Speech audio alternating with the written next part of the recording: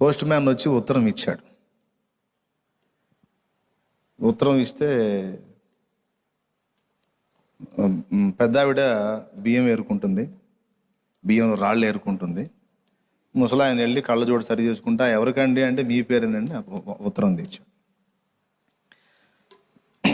ఎక్కడి నుంచి అండి అంటే కోడల పిల్ల రాసినట్టుందో అన్నాడు. ఆహా, అమ్మగారా, ఏం దగ్గర పెట్టిందో చదువు అంది. ఓపెన్ చేశాడు. మహారాజశ్రీ తల్లిదండ్రులు అని ఏమీ ఆయన పట్టించుకోవాలా. అక్కడ కూడా మెయిన్ మ్యాటర్ మీదకి వెళ్ళిపోయింది దృష్టి. మహారాజశ్రీ అని పెట్టి, పెద్దలైన మీకు నా నమస్కారాలు, నీకు కోటి నమస్కారాలమ్మా. ఇక్కడ రన్నింగ్ కామెంటరీ స్టార్ట్ అయింది. ఆయన లెటర్ చదువుతున్నాడు. ఎవరు? ముసలాయన. ఇక ఇక్కడ ముసలమ్మ ఆయన తీసేటప్పుడే కోడలు అనుకుంటాను, ఆ కళ్ళజోడు భూతద్దాల కళ్ళజోడు కోడలు అన్నాడు కదా. ఇక కోడలు లెటర్. ఇక ఏ మాట చదివినా రన్నింగ్ కామెంటరీ ఆపోజిట్ మాట్లాడుతుంది. అత్తగారు, ఇక్కడ నా పరిస్థితి ఏమీ బాగోలేదు, మా పరిస్థితి ఎప్పుడో పాడైపోయిందిలే అమ్మ, నిన్ను చూసుకున్న నాటి నుంచి అయిపోయిందిలే. ఈయన నన్ను చాలా ఇబ్బంది పెడుతున్నాడు. అమ్మో అమ్మో, ఎన్ని అబద్ధాలు. నా బిడ్డతో ఆడుకుంటున్నావమ్మా నువ్వు. ఆయన నిన్ను ఆడుకోవటం ఏంది, నిన్ను ఇబ్బంది పెట్టడం ఏంటి? ఆ మధ్య నేను ఆత్మహత్య ప్రయత్నం కూడా చేశాను, చావకపోయావు, పీడ వదిలిపోయేది. అబ్బా ఉండవే, చదవండి, నేనేం చేశాను, బియ్యం ఎరుకుంటుంటే. ఈ మధ్యకాలంలో తాగి కూడా వస్తున్నాడు.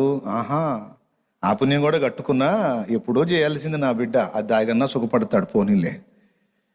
ఇలాగైతే నేను ఇక బ్రతకటం కష్టమే, తొందరగా చేయమ్మా పని. ఏమిటే నువ్వు చదవండి, నేను మిమ్మల్ని ఏమన్నాను? పిల్లలు కూడా 2 రోజులు ఆహారం లేక మొన్న ఇబ్బంది పడ్డారు, వాళ్ళు కూడా దరిద్రులే నీ కడుపున పుట్టినందుకు. ఇట్లానే కొనసాగితే ఇక నేను మీకు కంటికి కనబడను, ఇట్లు మీ అమ్మాయి కమల అని రాసింది. ఏమిటి? ఏమోయ్, ఇది మన అమ్మాయి కమల రాసిందే. అమ్మో అమ్మో అమ్మో, నా తల్లి నా తల్లి. నీకు అప్పుడు చాటాడబడేసి లేచింది. వాడి చేతులు తిరగా, వాడి కాళ్ళు తిరగా, వాడి కాష్టం కాల, వాడి దినం చేయ, వాడి దివసం చేయని మొదలుపెట్టి.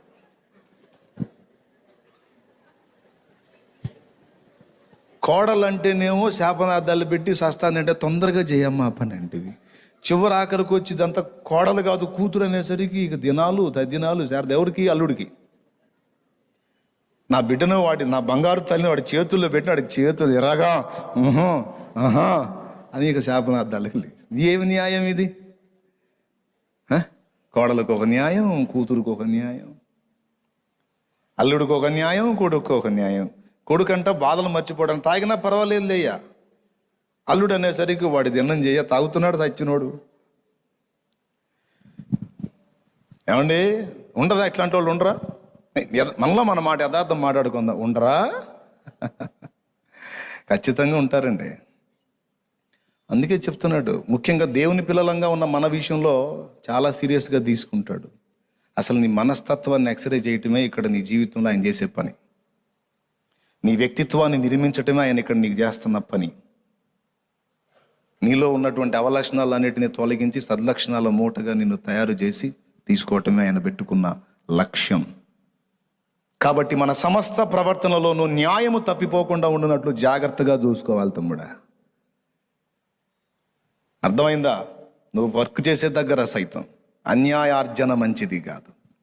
కొంతమందికి అవతలాడు బకరాగా దొరికాడు అనుకో, పాపం వాడి మెతకను బట్టి ఎంత చిక్కితే అంత వైనం చేస్తారు. బకరాలనే కొంతమంది ఉంటారు ముదుర్లు, వాళ్ళ దగ్గర లాగటానికి వాడు చిక్కనోడి దగ్గరేమో జాగ్రత్తగా వ్యవహరిస్తారు, వాడికి అన్ని న్యాయంగా చేస్తారు, లేకపోతే వాడు ఊరుకోడు కదా.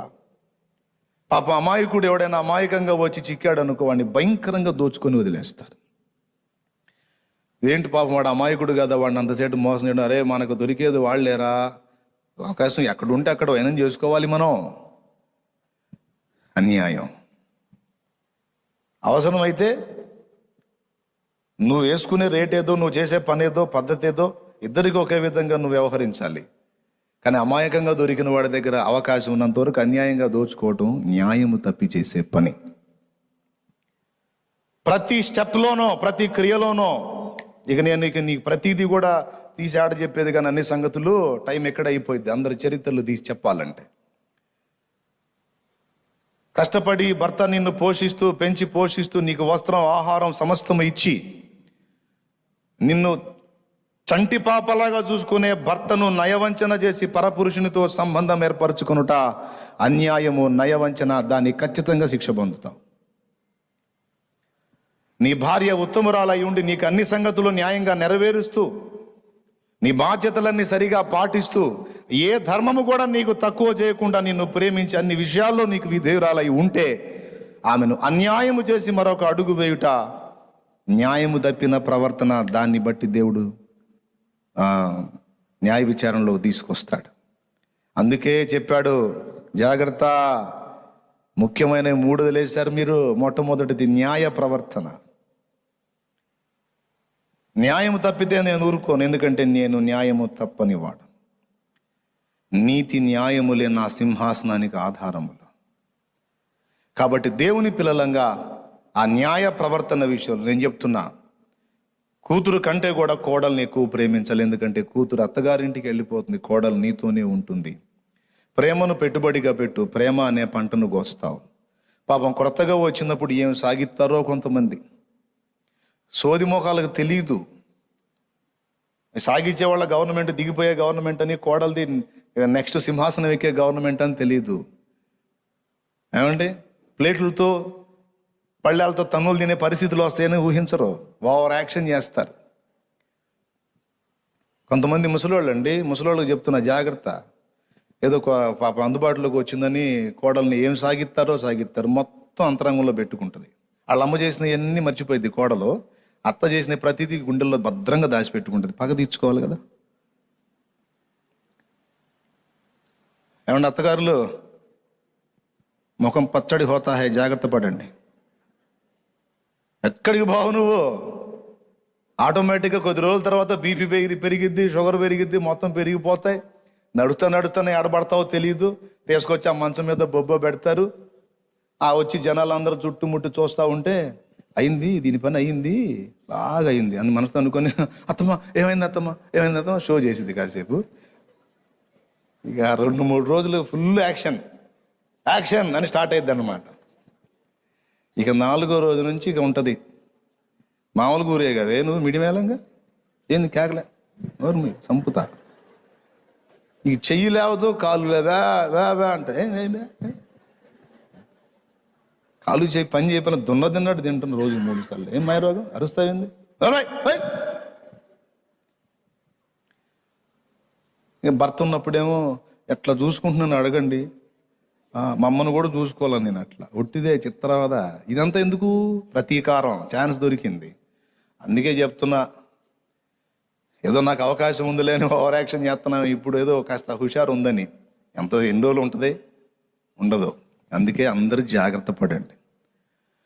మగవాడైనా స్త్రీ అయినా పురుషుడైనా ఎవరైనా సరే నలుగురిలో మంచితనం సంపాదించాలంటారు కదా, నలుగురిని సంపాదించుకోవాలంటారు. ఎందుకు నలుగురే? 5గురిని సంపాదించుకోవనొచ్చుగా, 10 మందిని సంపాదించుకోను. ఎందుకంటే చచ్చేనాడు మోసుకెళ్ళేది నలుగురే కాబట్టి. అర్థమైందా? నలుగురిని సంపాదించు. నలుగురిలో నవ్వుల పాలు, నలుగురిలో అవమానం అయిపోయింది. నలుగురు అంటారు. ఎందుకు నలుగురే? ఇది కారణం. కాబట్టి ప్రియమైన దేవుని బిడ్డలారా, మనందరికీ భౌతిక జీవితంలో క్షేమం, రేపు న్యాయపీఠం దగ్గర కూడా మనకు క్షేమం.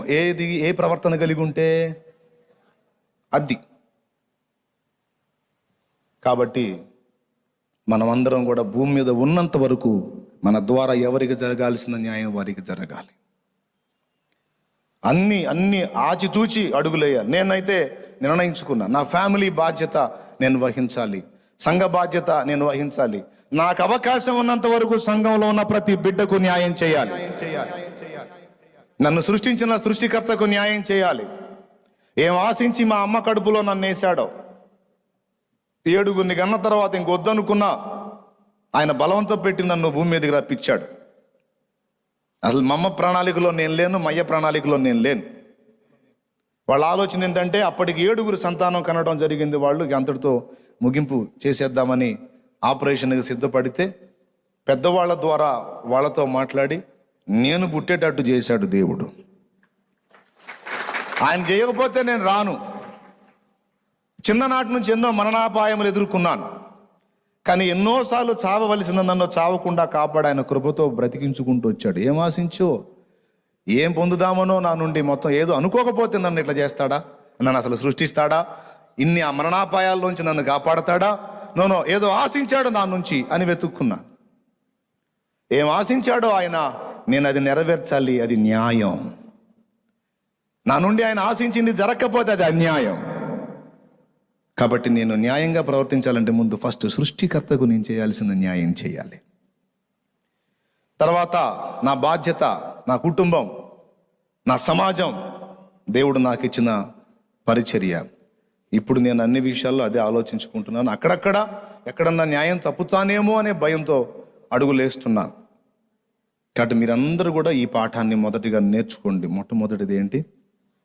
న్యాయం. మన యేసయ్య న్యాయవంతుడా కాదా? ఎంత న్యాయమో. అసలు అన్యాయం చేసేటువంటి వ్యక్తులు దేవుని రాజ్యానికే రారని చెప్పాడు. 1 కొరింథీ పత్రిక 6వ అధ్యాయము 9వ వచనం అండర్లైన్ చేయి. స్టార్టింగ్ లోనే ఉంది చూడు. అన్యాయస్తులు దేవుని రాజ్యమునకు వారసులు కానేరు. చాలు, అంతవరకు రౌండ్ చేసి పడేసాయి. ఆ న్యాయం ఏముంది అనుకుంటారు కొంతమంది. అన్యాయ ప్రవర్తన అసలు దేవుని రాజ్యానికే మనల్ని దూరం చేస్తుంది. ఒకవేళ ఇప్పటి వరకు మన వల్ల అన్యాయం జరిగితే ఈరోజు మారు మనసు పొంది దేవుని క్షమాపణ వేడుకుందాం. ఇది మొదలుకొని నేను న్యాయ ప్రవర్తన కనపరుస్తాను ప్రభువా. నా కుటుంబంలో కొంతమందికి నేను అన్యాయం చేశాను. నా సమాజంలో కొంతమందికి నా ద్వారా జరగవలసిన న్యాయం జరిగించలేకపోయాను.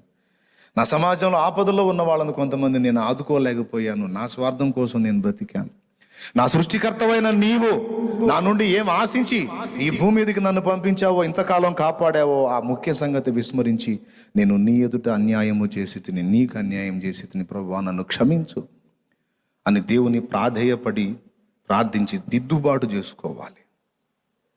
ఇప్పుడు ఒక తృప్తి ఉంది నాకు ప్రియులారా.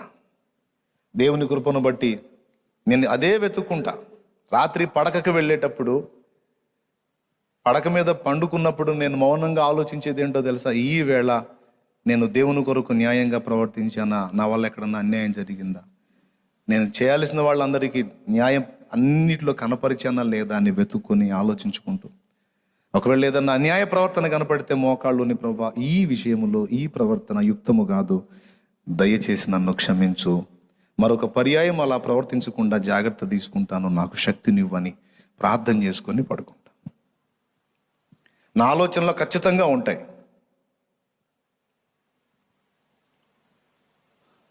ఒక సంఘం ఒకే చోట అందరూ గ్యాదర్ అయితే ఎంత హడావిడి ఉంటుందండి. కానీ చూడటానికి గుంపు సమూహం పెద్దగా చెప్పుకోవటానికి బిల్డప్ కోసం ఉంటుంది, కానీ వాళ్ళకి న్యాయం జరగదని నాకు తెలుసు. ఎట్లా తెలుసా? ఈ స్టార్టింగ్లో ఉండే వాళ్ళకి, అందుబాటులోకి వచ్చే వాళ్ళకి కొద్ది గొప్ప నా ముఖాలు పరిచయం అవుతాయి, నాకు వాళ్ళ ముఖాలు పరిచయం అవుతాయి. కానీ ఎక్కడో చివర కూర్చున్న వ్యక్తికి నా ముఖం ఎట్లా పరిచయం అయ్యిద్దండి? మరి కాపర్ అనేవాడు ప్రతి గొర్రెను అబ్జర్వ్ చేయాలి. అప్పుడే తన గొర్రె ఏమైపోతుంది, పాడైపోతుందా, బలహీనపడిందా, వేరే జంతువుల చేతికి చిక్కి ప్రాణాలు కోల్పోయే పరిస్థితుల్లో ఉందా, ఎలా ఉంది అనేది నేను గుర్తుపట్టి గొర్రెను కాపాడగలుగుతాను. అసలు గొర్రెలేవో తన గొర్రెలు తనకే తెలియనప్పుడు ఇక అదేం కాపరిత్వం, ఆ గొర్రెలకు భద్రత ఎక్కడా? అవునా? అందుకే ఒక సంఘాన్ని అనేక సంఘాలుగా మార్పు చెందించినప్పుడు అక్కడున్న బిడ్డలందరికీ ఒక దైవజనుడు ఉంటే అక్కడ న్యాయం జరిగిద్ది. ఏ ఊరికి ఆ ఊరు, ఏ ప్రాంతానికి ఆ ప్రాంతం. నేను వెళ్ళి వాళ్ళని పరామర్శించలేను. అందరికీ ఇన్ని వేల మందికి నేను ఒక్కడిని ఆన్సర్ చేయలేను కనుక అనేక మందిని ఎక్కడోళ్ళని అక్కడే దూర ప్రాంత బ్యాచ్ మొత్తాన్ని ఆపేసి దైవజనుల్ని దేవుని కృపతో సిద్ధపరిచి వాళ్ళ మధ్యలోకి పంపించి వాళ్ళకి జరిగించాల్సిన న్యాయం. ఆత్మలు చిక్కారు, బాప్తీసం ఇచ్చాను, వదిలేశాను అన్నట్టు కాదు. రక్షణ పొందిన ఆత్మలకు మళ్ళా నేను చేయాల్సిన న్యాయం చేయాలి కాబట్టి నేను పంపుతున్నా. ఇక వాళ్ళు లోబడి ఆ దైవజనుని వెంబడించి నడుచుకుంటే ధన్యులవుతారు. ఒకవేళ నడుచుకోకుండా విసర్జించారనుకో, నేను ఉత్తరవాదిని కాదు. హలో, అర్థమైందా? ఎవరు ఉత్తరవాది కాదు?